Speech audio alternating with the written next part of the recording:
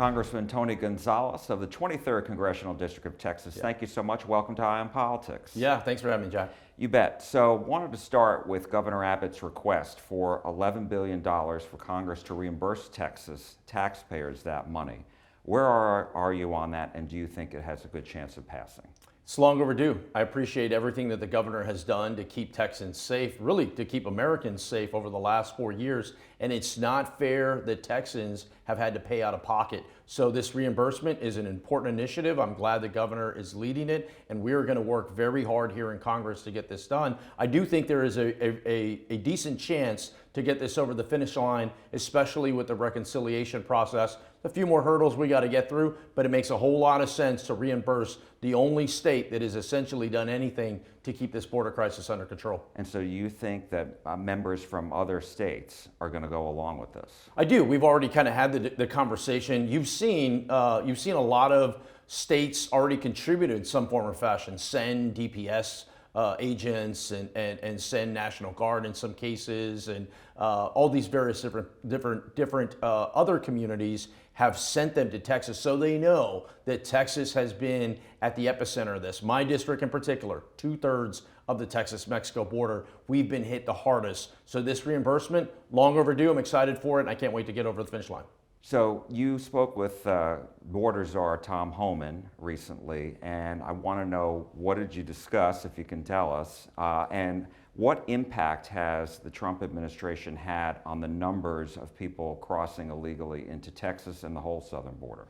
Yeah, first off, the Trump administration is off to a great start. I mean, you've immediately seen the numbers dive, which is a positive thing. But this is a crisis that has been going on for 4 years, and it's not going to be cleaned up in a weekend. It is literally going to take us years in order to get this back under control. So part of the conversations that I've had with the administration is policy works. And they've added some policy changes overnight that works. But funding, I'm an appropriator. I sit on the appropriations committee. I always say, tell me how much you love me by how big the check is, right? And so that funding needs to go towards these agencies that are doing the work. ICE cannot deport people back to their country of origin if they don't have any funding. DHS can't surge troops or can't surge agents to the border if they don't have funding. The military can't surge troops to the border if there's not funding. So it's very critical. Here on March 14th, funding runs out. We cannot have the government shut down while President Trump is just getting going. We also can't have a year-long CR. What we need to do is pass a conservative budget that gives the president all the resources he needs to go out and deport these convicted criminal aliens and keep us all safe. And you had requested information from ICE last year, and you got a very detailed report back in September. And refresh our memories about what was in the report and how it actually impacts what the Trump administration is doing right now as far as deportations. I mean, Jack, I'm literally on the border every single week. I was in El Paso last week. 2 weeks ago, I was in Del Rio. A lot of the places that people talk about, I represent. And so one of the things that I asked ICE last year was, how many convicted criminal illegal aliens are loose in our country? And the letter I got back was shocking. We're talking over 600,000 as of July of last year, right? That's an astronomical number. You're not going to go out and apprehend and deport 600,000 people overnight. This is where I think it's so critical that federal, state, and local law enforcement all come together, use these task forces, and actively go after these convicted criminal aliens. It's all hands on deck to tackle that problem set. If we get distracted with these other things, we'll never get that convicted criminal that is loose in our country and our communities, that it's keeping us less safe off the streets. Last question, and that is, in Dallas and Fort Worth and other areas in the state, we have seen